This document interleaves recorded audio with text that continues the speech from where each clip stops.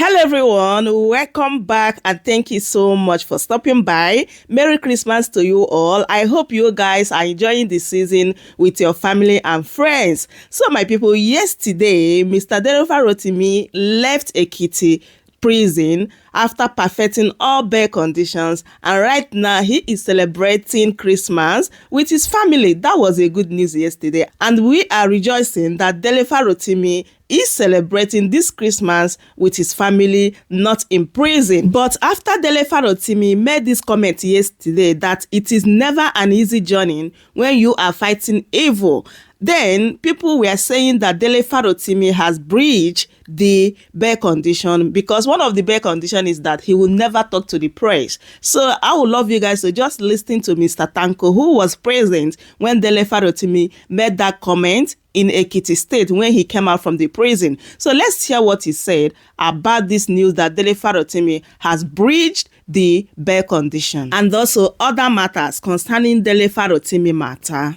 After fulfilling his bail conditions, Farotimi was granted bail with conditions including a 30 million naira bond and 2 sureties. Speaking to the press after his release, Farotimi maintained that he's innocent, stating that he has never intentionally lied about anyone or any institution, stating his commitment to seeking truth and justice. I need all of you to know is this: I am not unmindful of the sacrifices that you have made to be here today. May the grace of God find and locate you wherever you are. It is not ever an easy journey when you are fighting evil. Yes. But some years back, before I started this work, God told me very clearly, and I heard it very clearly. He says, once have I spoken, once has he spoken, twice have I heard. He says, the truth is enough. It is the only weapon by which you can slay the monster called Nigerian. The truth, nothing else. In my public advocacy, in my fight and my wars against this evil empire that we all live in, I have never lied against anyone. Yeah. If I don't know, I'll say I don't know. Yes. Farotimi was arrested following allegations of defamation made by prominent lawyer Chief Afe Babalola SAN, who claimed that Farotimi made false statements about him in his book. The police also filed additional charges against Farotimi. In a related development, the Legal Practitioners Disciplinary Committee, LPDC, has rejected a request by Chief Afe Babalola's law firm, Emmanuel Chambers, asking to revoke the law practicing license for Dele Farotimi over allegations of criminal defamation and professional misconduct. Now, joining us to discuss the recent developments in this case is the chief spokesman for the National Coordinator, Obedient Movement, Dr. Yunusa Tanko. Thank you very much. Good morning, and thanks for joining us. Thank you. Merry Christmas and Happy New Year in advance to everyone. Same to you. I think you were present yesterday. I'm not sure if it was you in the video, but I guess you were present yesterday when he was released. Tell us about, what does all of this mean to you? The 30 million naira bill, that he was granted, along with, 2 sureties. What does all of this mean to you in relation to the allegations against Dele Farotimi? Okay, quickly, let me make a correction. Dele Farotimi did not address the press as was stated this morning by court. He was actually addressing and, appreciating members of the Obedient Movement who came far and wide to welcome him back into the fold for regaining his freedom. He did not address any press. It was just a short video of accepting and greeting everybody that came in from Lagos, Ibadan, all of the southwestern states to really show love to him. He was almost emotional in the way in which he saw a lot of people coming to him. That should be clearly stated. Then, because I was there. And then, secondly, to answer your question, quite honestly, we have always been asking for a fair trial. regard to a gentleman who saw the decay in a system and is alluding to some of the facts that he knows. And then he made those particular statements in a book. With due honesty, yes, a lot of individuals, maybe in particular, Babalola was mentioned in certain areas. But I don't really think such a stringent bail condition should have been accorded to him. It shows that there are other issues that Dele Farotimi has been alluding to has come to fore. But then, the way it is, that was the reason why His Excellency Peter Gregory made sure that everything that is necessary to ensure the freedom of Dele Farotimi was made possible. And all of my presence and himself went to see Chief Babalola, who eventually also somebody who really believed in the cause of our candidate. And also, you see, we have a family issue within ourselves, but we need to resolve. But the truth about it is that when there are facts of issues within the family, that fact should be clearly stated and clear. So I can say that the stringent level of the bail conditions were almost made into intentionally or in a way to deter Dele Farotimi from coming up. But then, all right, I want you, if I may interject quickly, you had spoken about visiting Chief Babalola. Can you shed a bit more light on that? Well, you see, His Excellency Peter Gregory, we believe that there are other means of which certain issue could be sorted out. So, in visiting him, His Excellency Peter B actually tried to draw his attention to some of these particular issues as regard to individuals being defamed or assumed to be defamed in a way, but being called names and all. Considering a person of his own standard as a person, these are something that's not really supposed to really bother him. So he was of the opinion that such situations should have been just easily been ignored so that not to draw attention. To be truthful to you, quite a number of Nigerians did not even know that Dele really wrote a book. But taking him to that particular level of challenging the book and all of you trying to defend individual personality and all, bring the book into a fold now that it has become a bestseller. So what you are trying to avoid in the first place is what has really eventually happened. And then the book now has become been sorted for an issue of probably historical issue that have happened, whether good or bad, and started coming to the public sphere, things that ought to have not even been discussed in the first place. So it's essential as a father and as a leader and somebody who is trying to make sure that you show empathy, try to say, look, let me do an alternative dispute resolution, which is normally even accepted by law, not by any means to beg or anything, no, but to clearly say that, look, let us look at this issue in a different way. And once we can settle it, then possibly Dele will have been out of the prison long before now. Do you think that that meeting, has borne any fruit? Immediately at that particular point, you may say it did not. But at the end of it all, it has started making a lot of impact with regard to people seeing reason to the position of His Excellency Peter Gregory and say, look, this person may be right in this particular position that he took, so that there won't be any kind of a bad blood. So eventually it is reading full, and the people are seeing it in a different manner, and they can understand the kind of option that is more easy for us to deal with dispute resolution that happen within the family. Well, we've seen that there had been moves to revoke his license, his practicing license. The Legal Practitioners Disciplinary Committee has, of course, turned that down, saying that he functioned in his capacity as an author, not as a lawyer. Share with us your thoughts on Afe Babalola's chambers making that move. And do you think that the outpouring or the criticism that they had gotten from Nigerians as a whole may have in a way impacted their actions?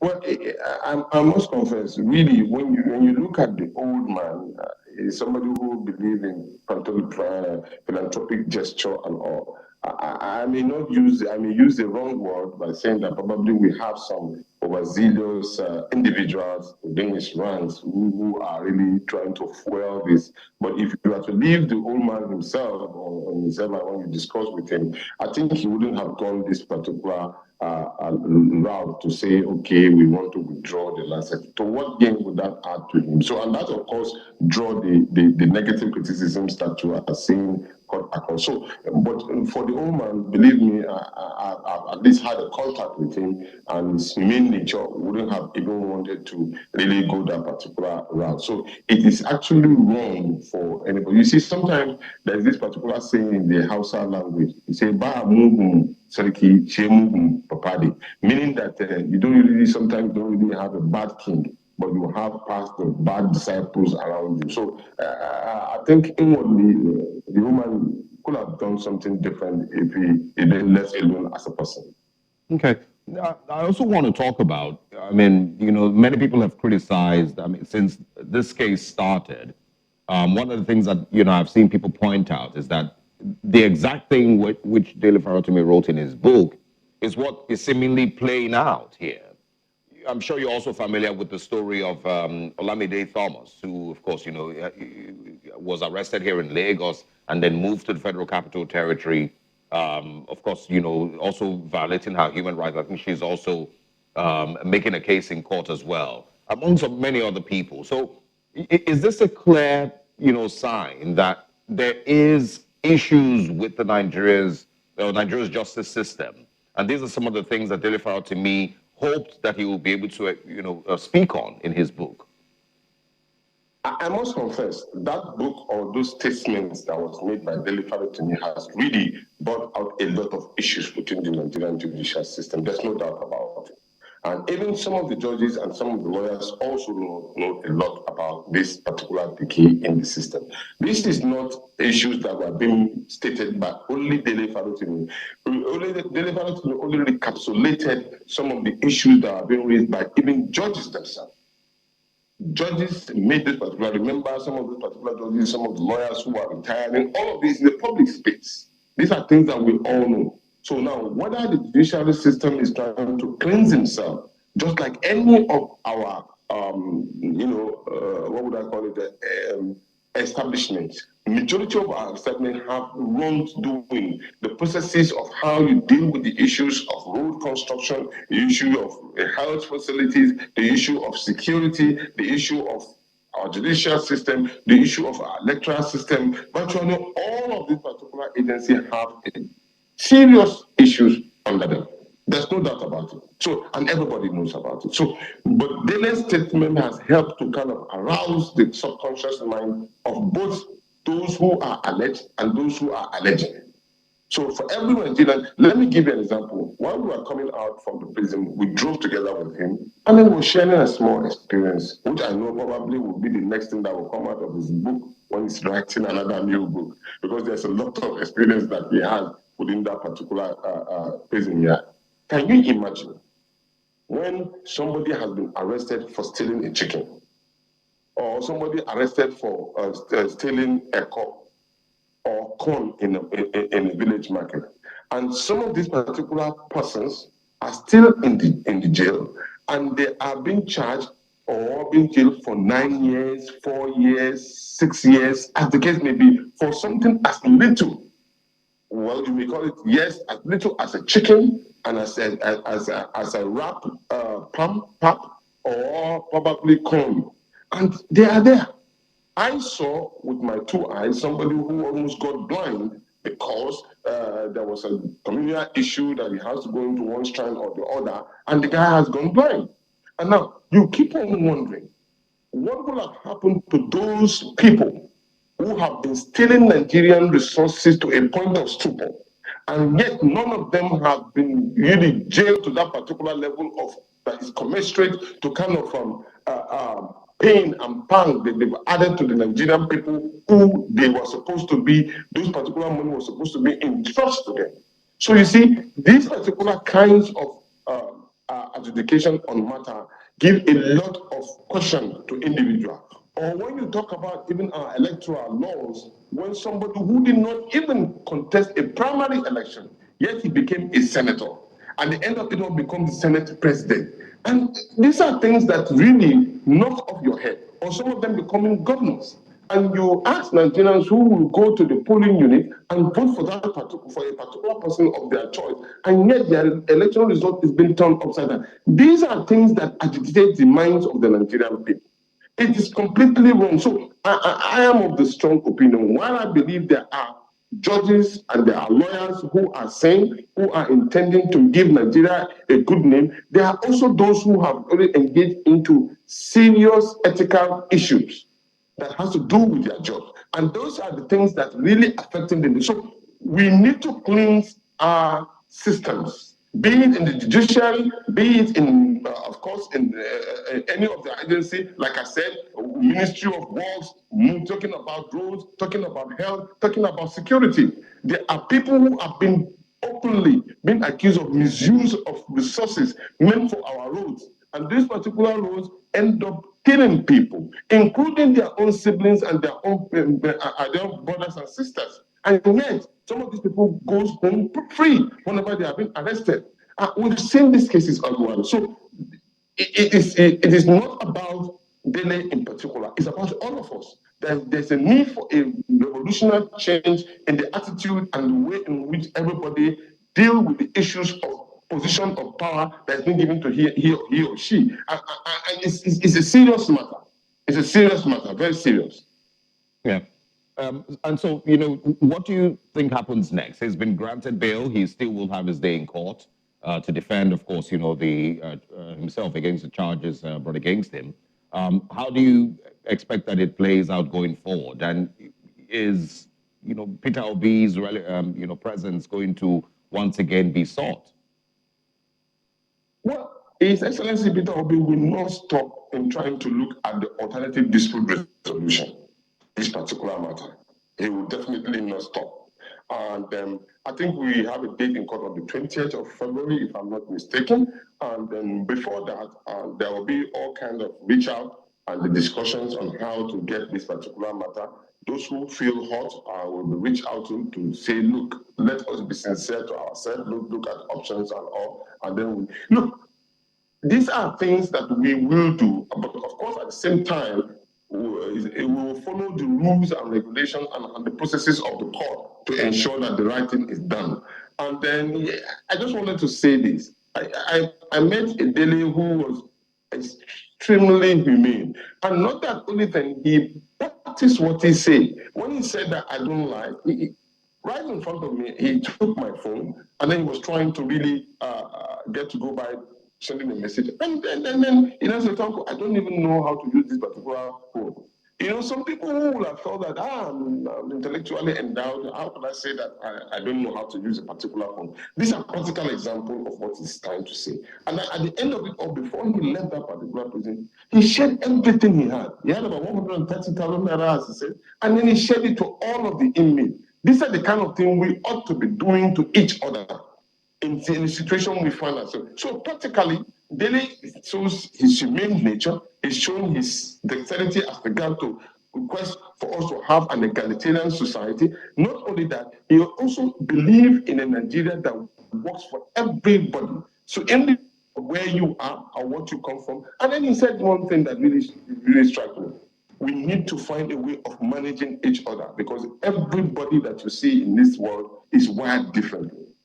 Is wired differently, he acts differently, but your ability to associate and to think about how he feels, how you feel, also showcase the kind of person as a human being. So in this particular way of thinking, I think we have people in this country that really understand the dynamics and then needing for an urgent reform in all of our agencies for the betterment of the Nigerian people, and especially for the Nigerian people who are suffering so badly.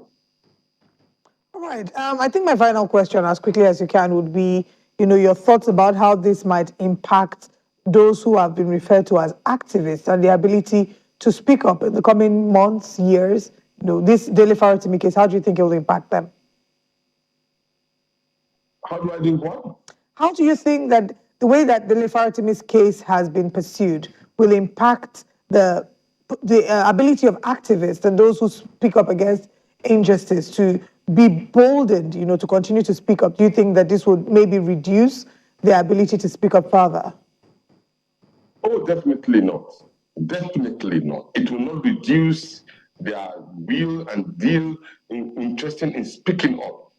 What it will do is that this is where I will throw a caution for the Nigerian security agencies and the government in particular.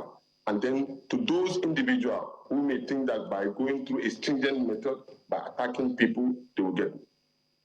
You are only fueling a bigger problem. There are Nigerians who do not even care if they lose their life in the struggle. There are Nigerians who believe strongly that they are ready because they feel that they have nothing to live for. So they can go to extreme level. So I just gave you an example of what Dele was saying in the car, was like, we need to find a way of managing our people. Our people are extremely angry. In fact, they look at you in the eye when you're not doing what you're supposed to do, they will challenge you. Remember this particular word, no grief for anybody. No grief for it. It came out of frustration. So probably thinking that this kind of thing that people are doing and government is doing, arresting somebody because you mentioned the son of somebody who is in position of power, so you go and gag that person and arrest that person. Why don't you look in the mirror? Have I done the right thing to this particular person in the first place before? Because many people, they are not mad, they are not crazy for them to act in a certain way. Something must have been done wrongly to them. We have a case where a girl was arrested in Sokoto for just mentioning some issues about the wife of the governor. We have another lady who has already been arrested. She's in Abuja, already in the prison, being arrested for making references to it. But where have you ever think that, have I really looked at myself and say, look, what did I do wrong to this particular person for him to go to this particular level? Don't forget, all of us are Nigerians, and we're all human beings. So the idea of you trying to see whether you can subdue individuals because you are in a position of power, it only stands for a period of time. And anything can change at any time. Nobody would have thought, remember Gaddafi, with all the love that he showed his people, would ended up in a tunnel where he was being killed. All right. Saad was that left the country through the back door. So many other persons too were being, in fact, on the seat where you claim to be, people rush you and deal with you negatively because you did not do well as when you are being given a position. Mr. Tanko, so please, not any attempt or so to do any Nigerian will yield a fruit. No, it only aggravates the matter. All right. Thank you very much for sharing your thoughts with us this morning. We'll continue to follow up with the story. Especially, of course, we know that he'll be returning to court, so we'll keep up our viewers updated, and we'd love to have your thoughts again. Thank you for your time this morning. So my people, that is it. I hope you truly enjoy watching this video. Please don't forget to subscribe if you haven't. Share the video to your friends and family, and also give me a thumbs up so that YouTube will recommend this video to other people to watch. Thank you everyone. I truly appreciate your love and support here on my channel. May Almighty God bless you all. Yes, I'm going to see you guys in my next update. Goodbye for now. Welcome to Shamra Seniors TV.